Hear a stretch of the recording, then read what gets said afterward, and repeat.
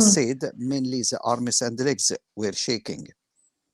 Did you, this is the first time, or you before you also had this No, kind of this is not the first time. Maybe this is the third episode. I have two previous episodes before. One last month, I was in interview, and during the interview also, I feel lightheadedness and I started to sweat, and my interviewer also observing I am shaking. Mm-hmm. And the first first one you told me two times before. Yes, the previous one, which is 1 month ago, and the first one, it was 2 years ago. At that time, I was during rest. I observed myself, my heart is so much faster, and at that time, continue for maybe 1 minute or 2 minutes, and suddenly it stopped. What you were doing at that time? Sorry to pardon. Tell me. I am doing rest, nothing. I don't have any effort. But the second one during interview, and the third one, which is happened yesterday, this during the marathon. Mm-hmm. Okay, so since your friend told me that was there was sudden change in the skin of your color, like you turned pale all of a sudden. I think nothing observed some change in my skin. Was there any chest pain? No any chest pain. Mm-hmm. And have you ever noticed this kind of episode is particularly associated when you are in some anxiety or some kind of situation? No, Uh, doctor, because the first one, as I'm telling, it was during rest. The second one, of course, during interview, I have some stress. And the third one, as I'm telling, during marathon. And it lasted for two minutes. You told me, right? Yes, about 2 minutes exactly. It's few minutes. I don't know exactly the time, but about a few minutes. And did you wet your pant and bit your tongue during that episode? No, doctor, no tongue biting. Okay. May I know somebody checked your blood sugar at that time? No, when I went to the hospital, they checked my blood sugar. They said it's fine. Okay. So, have you ever noticed that when you are suddenly moving your neck or suddenly standing from sitting position, ever you note that this kind of movements brought these triggers attacks? No, doctor. So when I stand from sitting position, so nothing happened to me. I am fine when I doing that. Okay. Apart from this, ever you had any family history that I should be aware of? Any heart problem or any family history of any sudden death? No family history of sudden death, doctors, but my dad, he has a stent 3 years ago as he developed some ischemia in his heart. He bought a stent 3 years ago. He's doing fine now. Okay. What is the age of your dad? He is 62. Okay. So before this episode, you told me you never have this postural drop. Apart from this, may I know that if you have any kind of past medical history that I should be aware of? Like what, doctors? Any heart problem, any sugar No, problem? regarding heart problems, I don't have, and the sugar also I don't have. I have some skin problems, which is chronic eczema.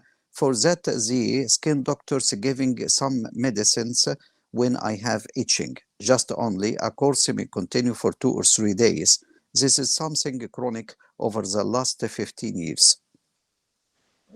Okay. So, any other medicines apart from this that you are taking? No, just only he giving a course of antihistamine when I have itching. Have you ever noticed that when you are suddenly laughing and maybe then you lose all of a sudden your muscle becomes weak and you find yourself collapse? No, doctor. Okay. Apart from this, may I know like if you are using any other medicines for this apart from this asthma? Just paracetamol when have occasional headaches, maybe once per month. And are you doing too much exercise or involved in any kind of gym? Yes, training? doctors, I am doing a lot of exercise and every other day I'm going to the gym at least for 1 hour. I am doing this both aerobic and anaerobic exercise. Mm-hmm. And during your exercises, have you ever noticed that you ever found No, doctors, the only one during the marathon yesterday. mhm. Okay. And may I know what medicine you are using for your eczema? The name exactly I don't know, but as I know from the doctor, it is antihistamine. Exactly the name I don't know, I forget. Mm-hmm. Do you have you noticed that when you are standing and close your eyes, you ever lose your balance? No, doctor. Any numbness, tingling of your hands and feet you have noticed? Any weakness you noticed? No weakness or tingling. Mm-hmm. Apart from this, Mr. Ahmed, do you have any kind of procedures or surgeries done in the past? Yes, doctors, I removed the appendix at the age of 15 and I admitted to the hospitals at the age of 20 from chest infection. Okay, 16. And may I know how much is your weight? My weight is around 72 to 71. Mm-hmm. And your height is? My height is around 172 also, or yes, around 172. Mm-hmm. So this is the first. Like you told me that at the age of 20 you got admitted for some chest infection. Yes, doctor. Are you frequently getting admitted for this chest infection? No, this is at the age of 20, as I remember, and when at 15, I am removing the appendix. May I know why they removed the appendix? Was it you were feeling like pain At or? that time, I have yes tummy pains, and I went to the doctors, and he diagnosed this appendicitis, and he said surgical removal. Okay. And you told me these rashes that you have. Have you noticed that they got worse when you are exposed to some sunlight? Not some lights. Usually during the winter months, it is exacerbated and increased. That's why I use this antihistamine mainly during the winter months. Mm-hmm. Fine. Ahmed, would that be okay if I examine you? Sure, doctors. Tell me what you wanted to examine, and I will tell you the finding I have. Okay. So I want to check his pulse, which is lying and standing. Pulse, lying, and standing, or you mean blood pressure? Pulse and blood pressure both. Yes, in the pulse is little bit tacky, is about 90 beats per minute. It is regular, sinus, no special characters, equal in both sides. And there is Mm-hmm. no any change in position. Regarding blood pressure, around 110 over 80. No postural drop. Mm-hmm. I would like to check his JVP, GVB is normal. apex beat, and I would also like to auscultate his heart for any Apex heart in purpose. the fifth intercostal space, mid-clavicular lines. First heart sound normal, second heart sound normal, no any additional heart sounds, and there is no any characteristic specific murmurs. Apex beat is undisplaced, right? Yes, it is in place, fifth intercostal, mid-clavicular line. Okay. I would like to check if he can stand for me and with closed eyes to check his Romberg's is positive or Yes, not. he can stand and fine, and there is no any disequilibrium or balance is fine. Mm-hmm. Apart from this, I would just like to ask one question. Hamad, have you noticed that when you are in the more the time in the sunshine, you are standing for so long, you develop such kind of episodes? I usually not stand under the sun long times, but nothing happened, doctors. Mm-hmm. Fine. So this eczema medicine, have you recently used it? No, the last one about, where I can say 40 days ago, 1.5 months ago. And later you did not use it, right? No, no, after that I'm not using. The skin doctor said during the itching only. Hmm.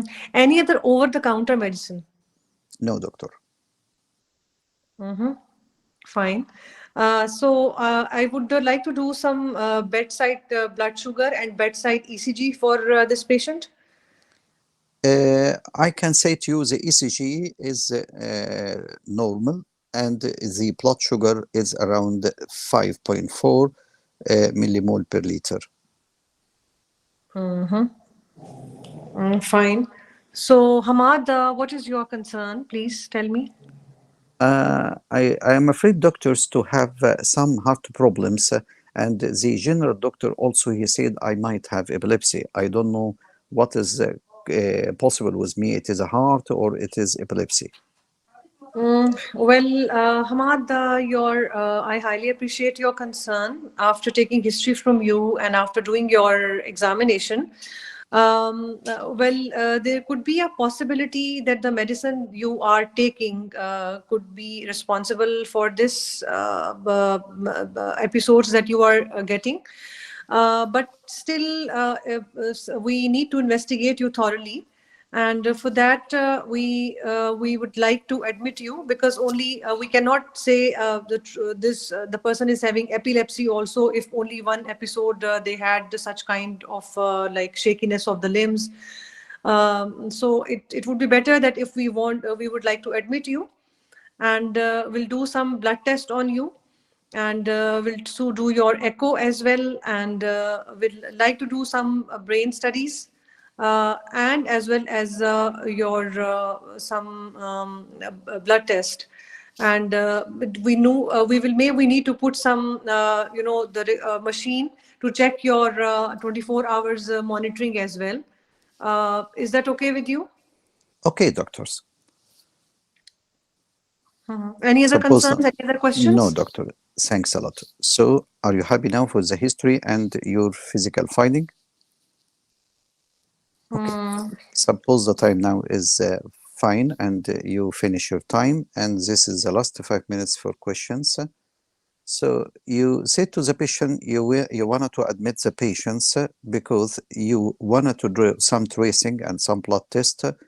And when you admit the patient, what is the plan in your mind as a possibility of your diagnosis might have after the history and the physical exam? What's Well, your possibility? yes, the possibility could be he's taking some eczema medicine, antihistamines. So I was thinking of long QT, but that patient was taking only 40 days back, and later on he had the symptoms, and ECG is also like he told me normal. Okay, so you are expected long QT syndrome precipitated by antihistamine. Yes, this is one of the possibility. Okay, any other?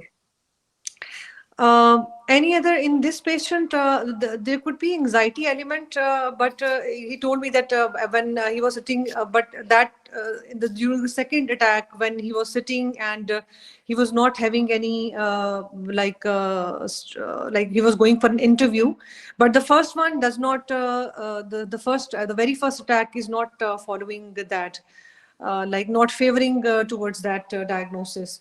Most probably it is some of cardiac origin.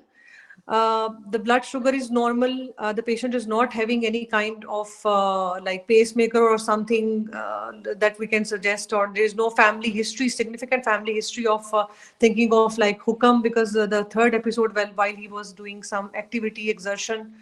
And So so regarding the Hokam, you are ruled out because when he doing physical exercise, he is no, fine. no, hukam, it is not necessary. Even sometimes the people at rest, they can have. So we'd like to do that's why we will also like to do the echo for this patient as well. Okay. You said when he asking you it might be epilepsy, and you said epilepsy most probably unlikely. Why epilepsy is unlikely in this scenario? Yes, there is a no. We can. I told that there could be a possibility. It is not unlikely. So, So it is a but we need to possible investigate him for possible this. diagnosis for epilepsy. Possible for because he is having this shakiness of the legs, though it did not wet his pant. It is not tongue with his tongue, and so we can do the. But we can do the investigations for him. We can do the EEG Okay. for him, and yes, to rule So out you wanted to this. also investigate regarding epilepsy by doing the EEG or CT or MRI brain. Yes. Okay, fine. From the cardiovascular point of view, you said most likely it could be a cardiac issue, especially if there is arrhythmia like long QT syndrome. Any other arrhythmia might he has? Well, there could be Brugada, there could be arrhythmogenic right ventricular dysplasias that we can Okay. rule out. Hmm. So, and you wanted to do for that the tracing or 24 hours halters for 24 hours at least or 48 hours. I think it would be better if we can do for 48 hours. Yes, that's fine. Hmm. Regarding when you're asking about the history, do you think some precautions you should advise the patients once he has 3 episodes of syncopal episodes? Do you think there is some precautions you should advise the patients regarding the exercise, the daily activity, something like that? Yes, we can advise him that he should avoid some strenuous activities. Mhm. Uh, mhm. Because still we need to do some investigations. Uh, and regarding driving, we can tell him to stop for a certain time period till further assessment. Till further assessment. Okay. Mhm. So the main complaint of the patient is recurrent collapse. Do you think this collapse as definitions, it is a syncope or it is just a fainting attack? What do you think after you took the history? What type of this collapse? Uh, well, this could be syncope. No, this could not be syncope. It Mhm. could be a fainting attack because it lasted for one more than 2 3 minutes. What is he saying? The duration is too much long. So you One think thing I the think I should duration is ask long? him. Yeah, one thing that I should ask him that whether after the collapse he remind the event or some loss of memory was there or not, and he was confused after that. This is Okay, which something. was, yes, is a very important point. Mm-hmm. Okay. Uh, Thanks for that time and appreciated your effort and thanks for all of the colleagues. Just I do my best from my side, so just in every week to have a new candidate to present and to be an active. فwe'll give the chance for everyone. Sorry for some of the colleague asking me to take this scenario today, and I excuse for them because I wanna new candidate in every sessions or in every week. Inshallah, in the next few weeks, at some point, I will recommend you just to take care in the exam, which is very Yes, sir. important as a history taking in general and in some specific scenario to take care of that. In this special scenario, because the patient has collapse and you are thinking of epilepsy or you are thinking in something organic regarding heart or something organic maybe brain a lesions or brain issue. So to ask about history of trauma here is mandatory and very important. If the patient has a history of trauma or the patient has a history of car accident or something like that. Exactly what is mentioned for the candidates or for the patients in the exam. The patient has a paper and which questions he can asking you or to answer you. Some of the information or some of the point he or she, which is the surrogate or the patient, it is not allowed to mention to you unless you asking him or asking her directly. فhe will not tell you I have. history of car accident before, unless you mention like that. You asking and you take the scenario and you don't know the job of the patient, and which is very, very important, because if this patient has a job, and like airline, if the patient has a job and he is driver, of course you should advise the patients not to drive again, or if his airlines also ask the patients until he be investigated and to know the cause, because it will be risky for his life. So asking about the patient job in this scenario is very important and essential. Ask about history of trauma is very important. Ask about travel history. If you ask the patients, even for travels, especially if he traveled for long distance, advise the patients once he has recurrent collapse and the reason of this collapse is not yet known. This is very important. Other issues, which is the systemic review. You need also to have the systemic review in a systematic manner, and do your best to take more time in systemic review, because the history taking very important to 2 points: to analyze the patient complaint by the patient onwards, this is the first one, and any other complaint the patient giving you, again you should analyze in a correct way. Then you started to take the systemic review, all of the system from up down. I think with the analysis of the main complaint and the systemic review, now you can reach up to 70-80% of your differential diagnosis correctly. You confirm this by doing the physical exercise. But don't neglect the importance of the other item, like travel history, social history. I think you're not asking the patient he is a smoker or alcoholic. You ask about for recreational drugs. If he is smoking or alcoholic, the social history of the patient, he is married, he has any relations, he has patient, he is socially supported, financially supported. All of these questions is very important in the history. During the examination, as you said, general, you should, in every case, whether station 2 and station 5, you should do the general examination of the patient, including general look to the patient, examine the hand, examine the face for any pallor, for cyanosis, for jaundice, look for any lymph nodes, and for pedal edema as general examination. It might take 1 minute, 1.5 minutes, something like that.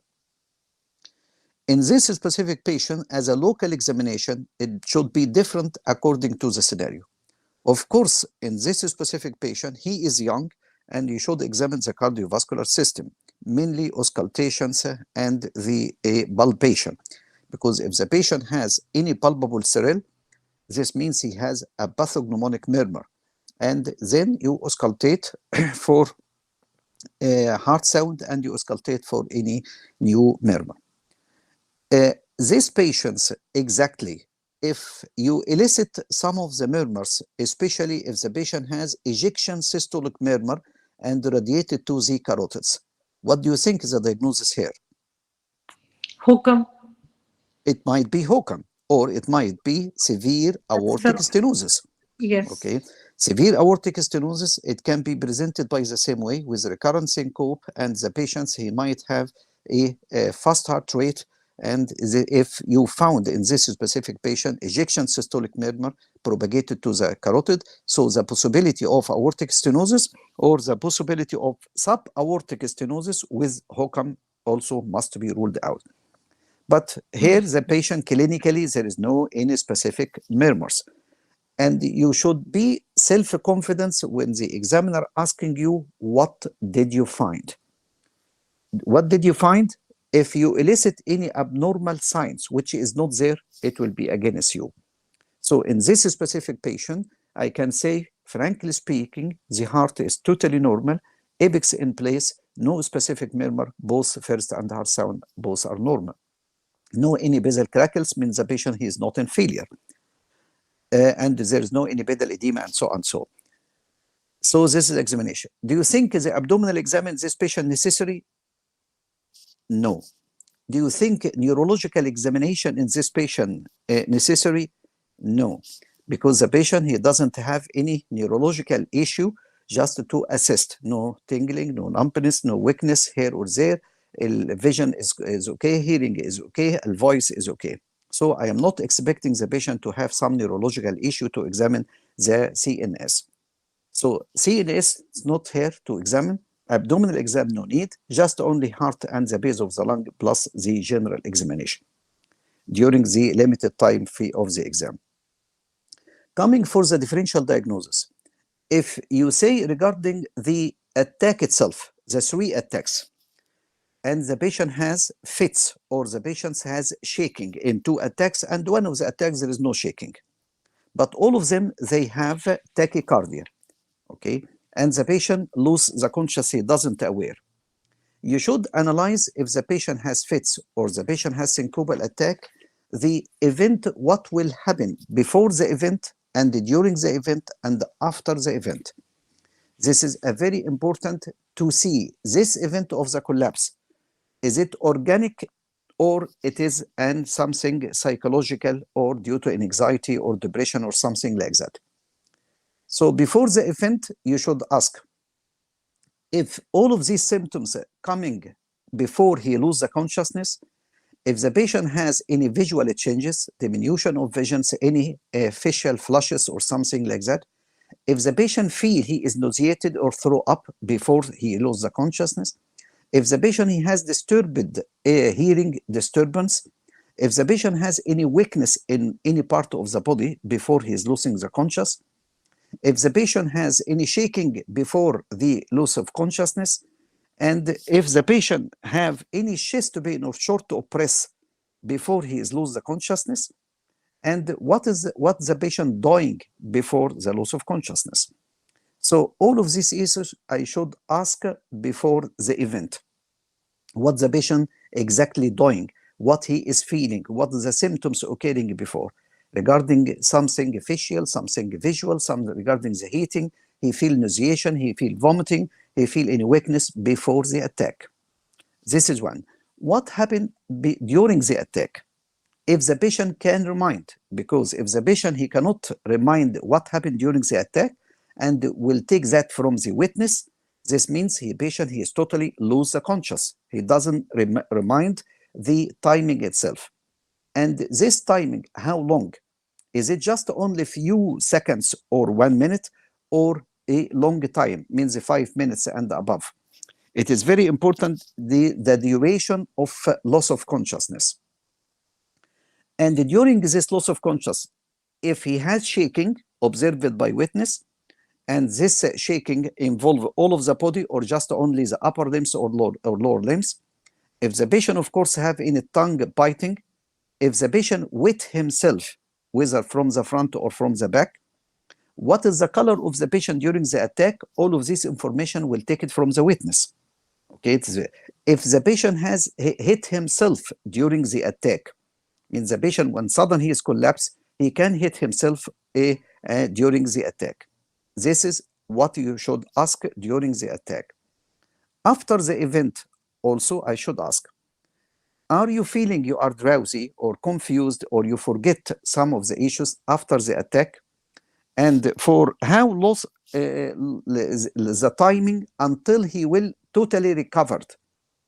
If the patient takes a long time, maybe 10 minutes, 5 minutes to recover after the attack, of course, epilepsy here, one of your differential diagnoses. But if the patient just recover few seconds after the attack, most likely it could be something psychological or it could be something cardiac.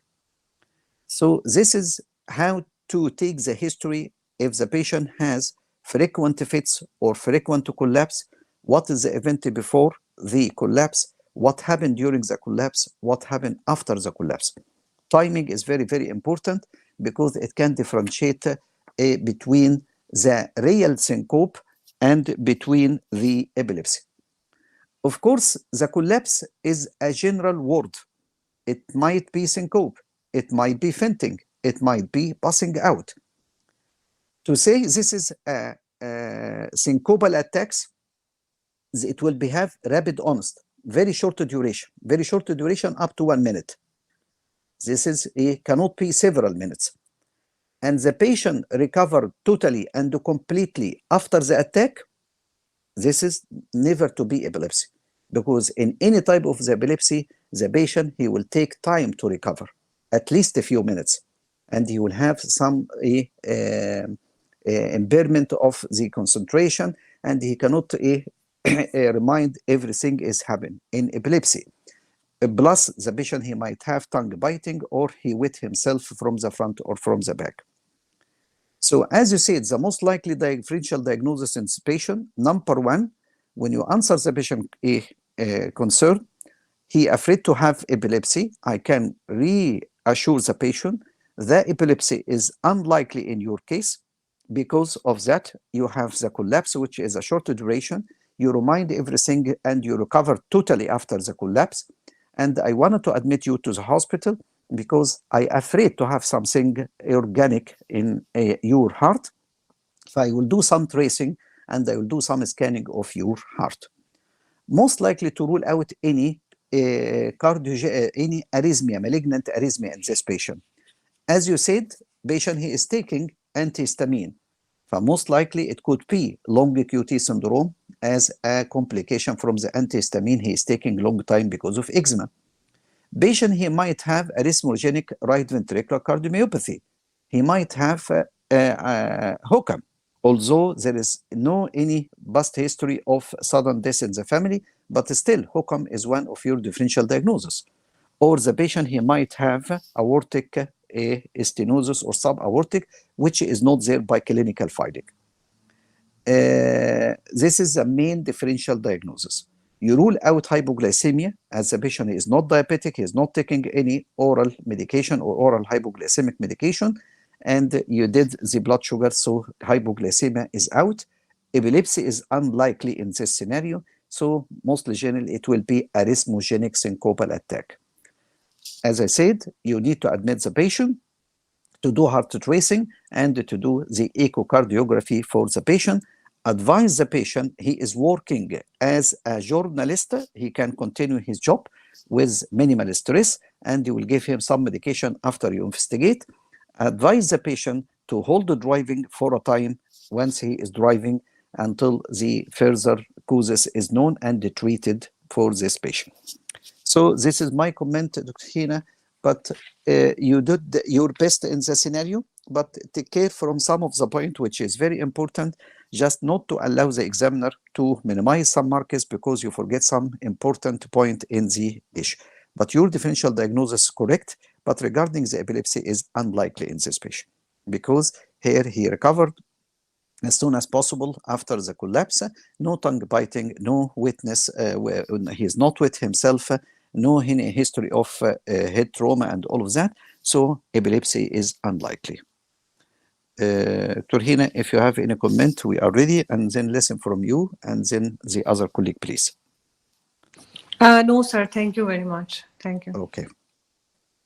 My colleague, regarding the scenario, any comment from your side?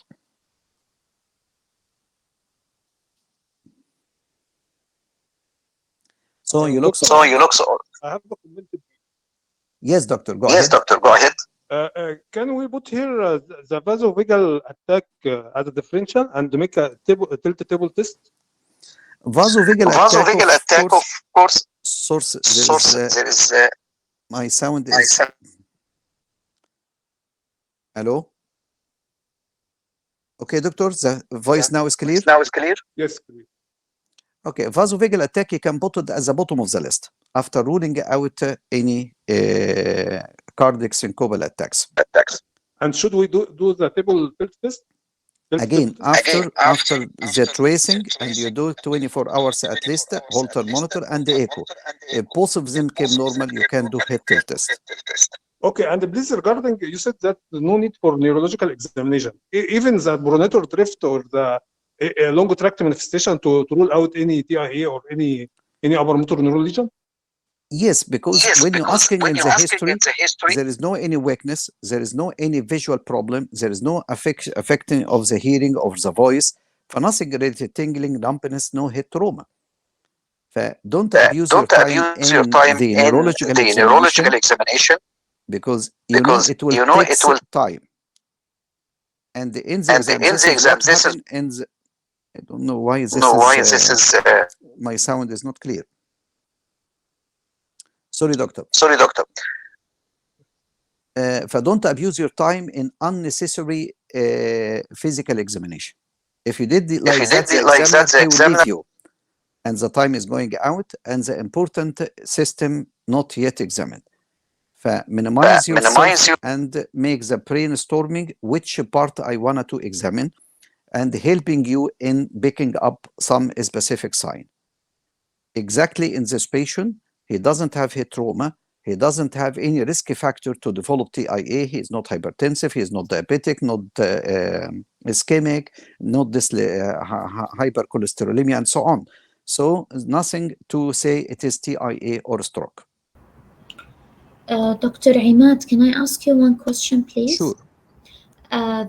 The idea of doing brain imaging for a patient with transient loss of consciousness, it is part of the guidelines. If you look into the investigation of transient loss of consciousness, they keep brain imaging as a part of it.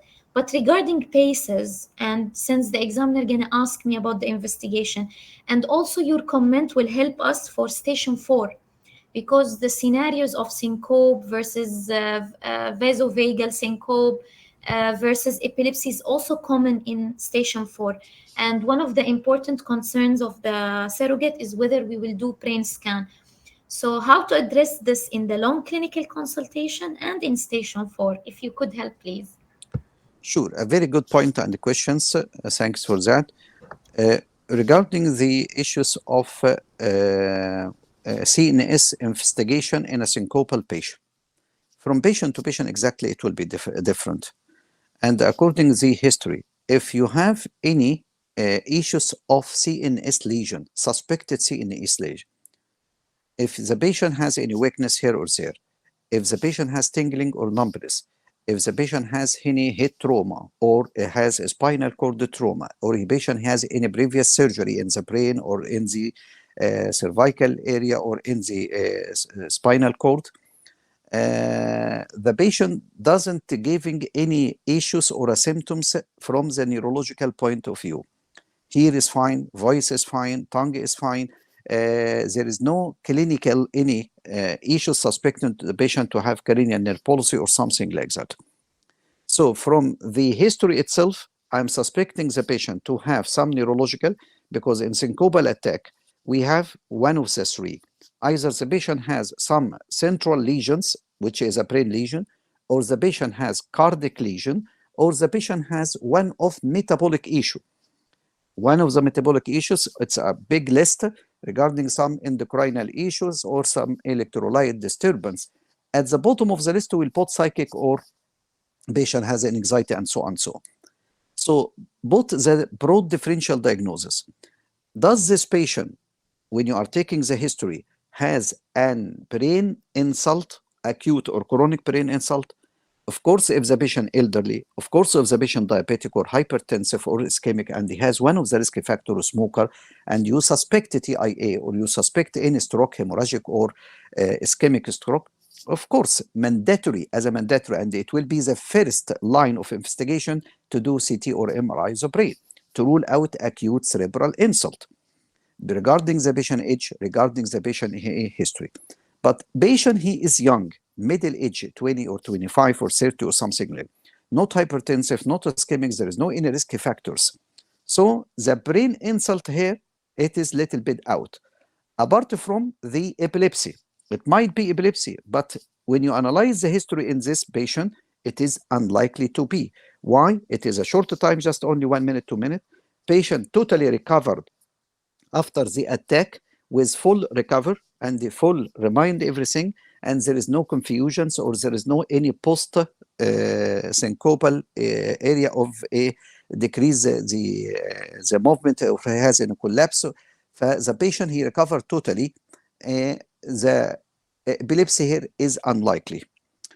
So if the patient young age, the organic issues regarding the cardiac lesion is the first one to be ruled out, as in this specific scenario.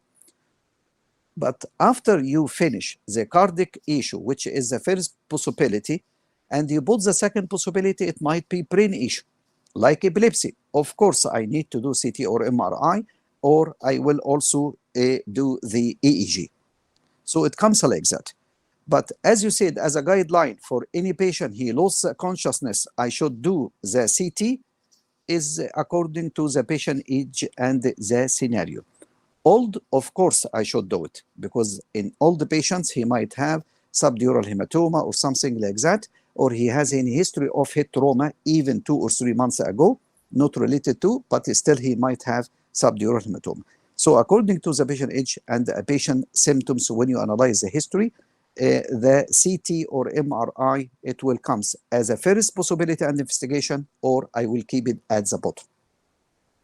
I think the age and the analysis of the scenario very important to differentiate between both. And the second, is that a real syncopal attack or just as vasovagal attack, which is continue few seconds and the patient recover totally. Vasovagal attack may be from fear, from hot stress, from any stress, and the patient has vasovagal, or we should syncopal attack, syncopal or vasovagal attack or psychological attack. This it will be at the bottom of the list.